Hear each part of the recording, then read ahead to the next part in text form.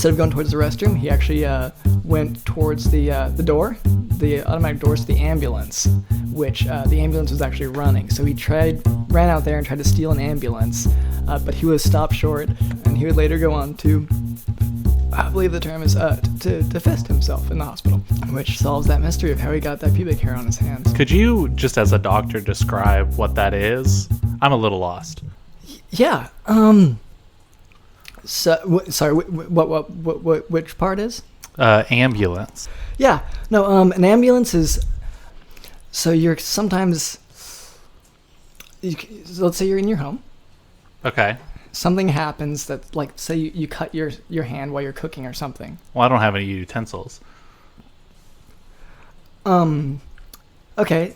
Say you cut your hand somehow. Like let's say you somehow get a deep cut. Oh, the spring in my mattress. Okay. Yes. It's sticking out. Yeah. So let's say you roll onto that and it cuts in deep enough that you're a little bit worried. Uh-huh. So you pick up your phone and you call 911. That's the responsible thing to do if you're ever think that you're in some sort of medical emergency. So you call 911 and the 911 operator will ask you a few questions, and generally you can call an ambulance. And so an ambulance in that situation, and I guess in all situations, is a car that's specially modified, sometimes sort of a van sort of type of car, and they will drive to your house and they'll pick you up and actually take you to a medical facility for treatment of, say, a spring in your mattress that is loose. Does that make sense? It's just like my mom and dad's car. Do they drive an ambulance? I don't know. I mean, I don't know. This is the first time I'm hearing about it, but it sounds just like my mom and dad's car. It just takes you to the hospital. Right. So, yeah. So it's kind of like that, in the sense that it is a car that drives.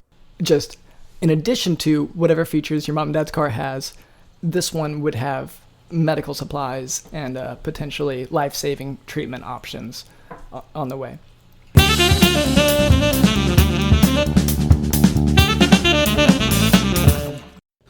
This comes from Miss Sarah 452. Dr. London, how do I get a man to be emotionally attached to me and committed? Some of the things I've been doing haven't really worked, it seems, and no, I am not talking about sleeping with him. Also, why are men so attracted to perfect eyebrows?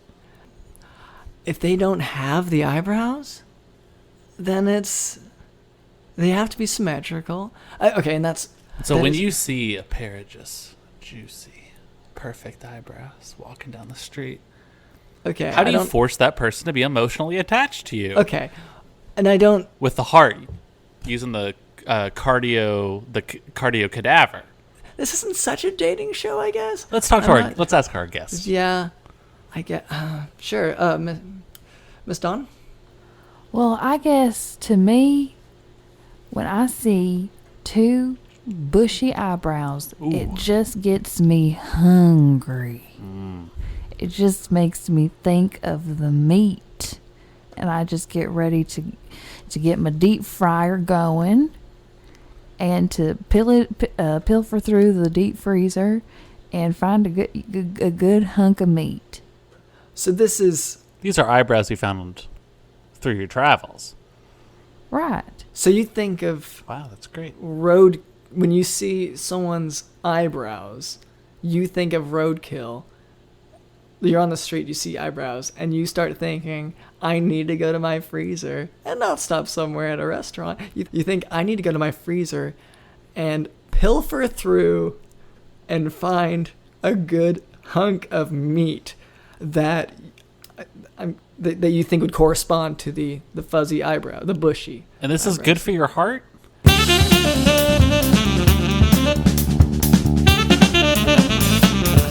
And so you have an exchange of fresh air with oxygen, and you breathe out the carbon dioxide. I don't buy that. The other day I was in my pool, and I took a big. I was down at the bottom. I was doing a tea party, you know what I mean when you float to the bottom, and I took a big old breath, thinking like, oh, it's probably time for me to take a breath. It's been about 5 to 10 seconds. It's pretty normal. Didn't get a single drop of air. Okay. But I felt those worms going. I do agree with you on that. Okay, well, on that, so.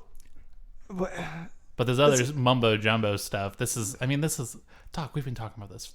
I mean, this is our 30th episode. Well, we've been talking about this. Well, this is an odd. So, whenever you say you were having a tea party, yeah, at the bottom of my pool. You were having. Well, it's not a pool. Okay. It's more like a quarry.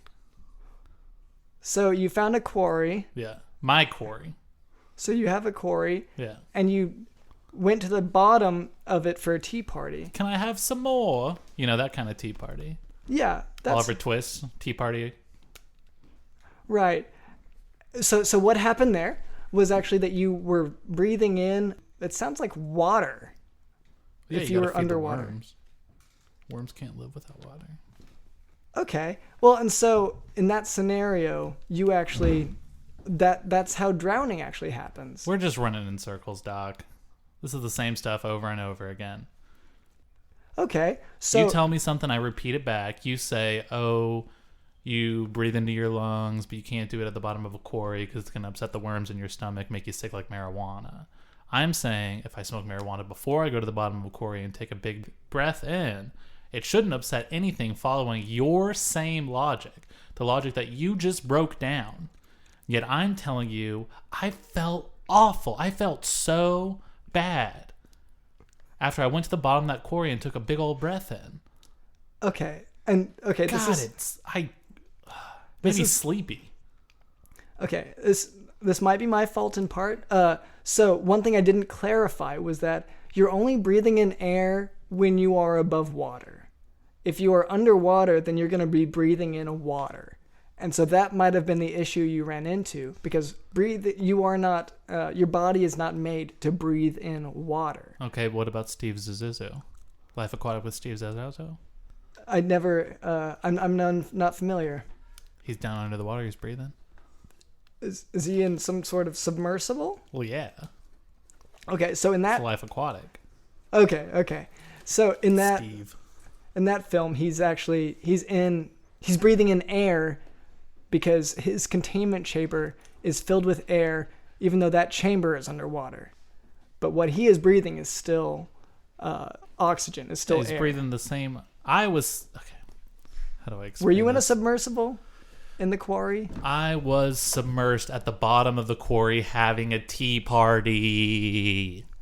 Okay. Well, how can I make this clear? I was at the bottom. I was having a tea party. I was down there with my friends. I took in a big old breath because it had been 5 to 10 seconds. And so to clarify... Which you said was okay. Upset the worms in my stomach. Had to take a nap. Okay.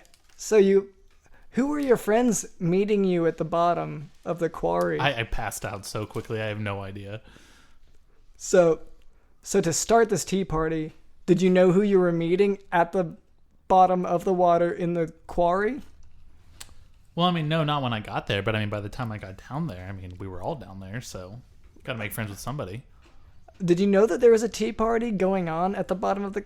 Why did you go down into the bottom? I went to the quarry. I smoked marijuana.